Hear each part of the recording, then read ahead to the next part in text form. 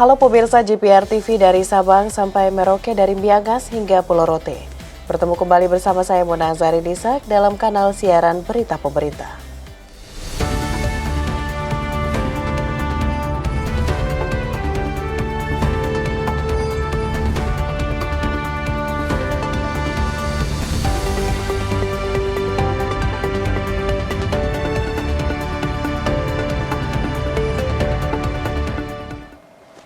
Pemirsa, dalam masa libur Natal dan Tahun Baru 2025, PT Jasa Marga memberikan potongan tarif tol sebesar 10% untuk jalan tol Trans Jawa.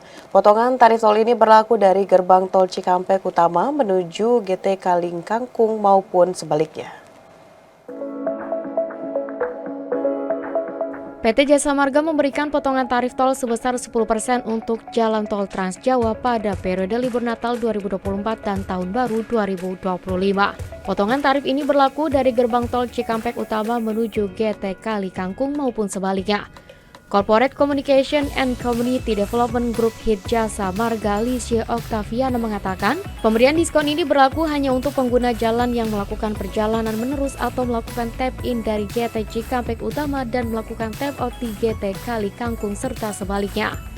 Adapun besaran potongan tarif tol 10% untuk kendaraan golongan 1 dari Rp413.000 menjadi Rp371.700.000. Golongan 2 dan 3 dari Rp639.000 menjadi Rp575.100, serta golongan 4 dan 5 dari Rp840.500 menjadi Rp756.450.000. Sedangkan besaran potongan tarif tol 10% untuk tarif perjalanan menerus arus balik dari Semarang menuju Jakarta untuk kendaraan golongan 1 dari Rp434.500 menjadi Rp391.050.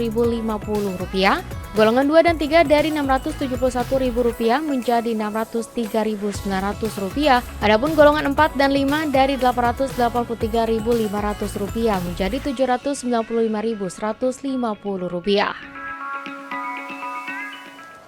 Pemirsa, PT Kereta Api Indonesia Daup 4 Semarang kembali menambah 3 KA tambahan pada momen libur Natal dan Tahun Baru. Pengoperasian penambahan 3 KA tambahan tersebut dimulai pada 24 Desember 2024 hingga 5 Januari 2025 dengan kapasitas tempat duduk 1.640 kursi setiap harinya.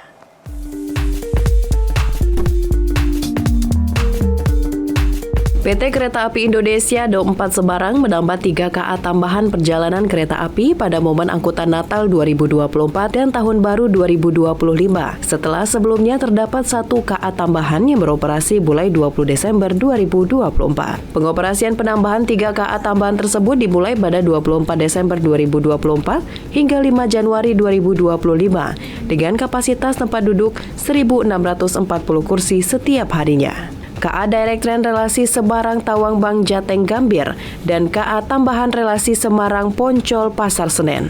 Tiket KA tambahan sudah dapat dipesan melalui aplikasi Akses by KAI, situs web kai.id dan seluruh kanal penjualan online resmi lainnya. Untuk pembelian tiket di loket stasiun, layanan hanya tersedia secara go-show mulai 3 jam sebelum jadwal keberangkatan. Jadi 3 kereta tambahan ini khusus pemberangkatan awal dari Semarang, Tawang dan Poncol. Dan ada 4, artinya 8 perjalanan juga KA yang melintas. Ya, KA tambahan yang melintas dari arah Jakarta ke Surabaya dan Surabaya ke Jakarta maupun dari arah Madiun ke Jakarta dan dari Jakarta ke Madiun yang melintas di Daup 4 Semarang. Pemirsa, Kepolisian Resort Bandara Soekarno-Hatta menghadirkan sentra pelayanan kepolisian terpadu, booth mobile dan pos ramah ibu anak di musim mudik Nataru 2024-2025. Pos ibu dan anak ini dapat menjadi solusi untuk mengisi waktu luang dalam menunggu penerbangan di bandara. Polresta Bandara Soekarno-Hatta terus berinovasi dalam menghadirkan rasa aman bagi masyarakat yang hendak ingin melakukan perjalanan libur Natal dan Tahun Baru dengan menyediakan pos ramah ibu dan anak yang tersebar di beberapa titik bandara. Kapolresta Bandara Soekarno-Hatta AKBP Ronald Sipayu mengatakan, pos ramah itu merupakan hasil kerjasama dengan Angkasa Pura Indonesia selaku pengelola Bandara Suta. Kehadiran pos juga didorong adanya penurunan harga tiket pesawat dan tingginya jumlah pengguna jasa penerbangan pada musim libur Natal dan Tahun Baru 2025. Di latar belakang kita mendirikan pos ramah ibu dan anak di kawasan Bandara Soekarno-Hatta ini adalah pertama adanya pertimbangan bahwa angka penumpang yang melalui Bandara Soekarno-Hatta ini meningkat dibandingkan tahun-tahun sebelumnya. Dan itu memang terbukti kelihatan secara kasat mata di pagi hari, di sore hari cukup padat penumpang. Dan tentu itu berdampak kepada keluarga, anak, ibu yang juga akan mudik ke tempat mereka masing-masing. Yang kedua, kita sama-sama tahu bahwa pemerintah menurunkan harga tiket. Dan itu berdampak kepada tingginya angka penumpang dibandingkan tahun-tahun sebelumnya. Nah, dengan melihat data tersebut, kita memiliki inovasi bagaimana supaya pada saat ibu dan anak ini menunggu untuk boarding atau terbang, untuk menghabiskan waktu dan tidak bosan, kita membuat inovasi berupa pos ramah ibu dan anak. AKBP Ronald berharap keberadaan pos ramah yang berlokasi di Terminal 1, 2, dan 3 dapat dimanfaatkan untuk mengisi waktu menunggu jadwal penerbangan serta menumbuhkan rasa cinta anak-anak kepada Polri. Kami sampaikan kepada seluruh masyarakat bahwa kita Polres Bandara Soekarno-Hatta itu mendirikan 3 pos ramah ibu dan anak. Di Terminal 3 domestik, itu di depan gate 12, antara gate 12 dan 13, silakan Bapak Ibu singgah dan menitipkan atau mengajak anak-anak untuk bermain. Kemudian di pos 1A, ulangi di Terminal 1A dan di Terminal 2.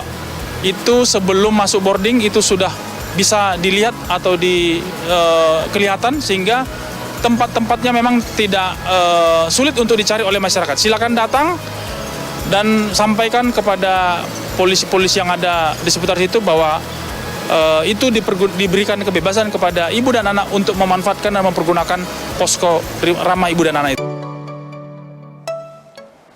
Sementara itu, pemirsa, Menteri Pariwisata Widianti Putri Wardana mengungkapkan momentum libur Natal dan Tahun Baru 2025 sebagai momentum besar yang harus dimanfaatkan agar berdampak pada perekonomian. Dalam jumpa pers akhir tahun 2024, Menpar memproyeksikan 110,7 juta pergerakan wisatawan domestik pada libur Nataru dengan potensi perputaran uang sebesar 166 triliun rupiah.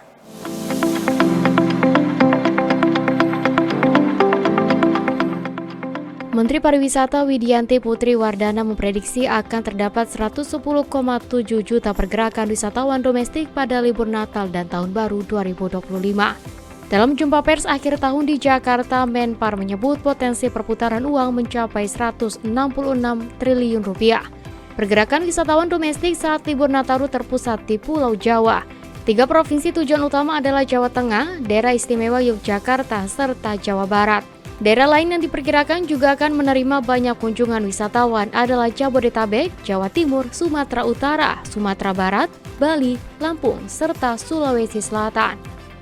Proyeksi wisatawan Nusantara yang melakukan perjalanan di bulan Desember diperkirakan sebesar 110,7 juta pergerakan dengan potensi perputaran uang pada saat Nataru sebesar 166 triliun rupiah. Sedangkan proyeksi wisatawan mancanegara yang melakukan kunjungan di bulan Desember sebesar 1 juta sampai dengan 1.325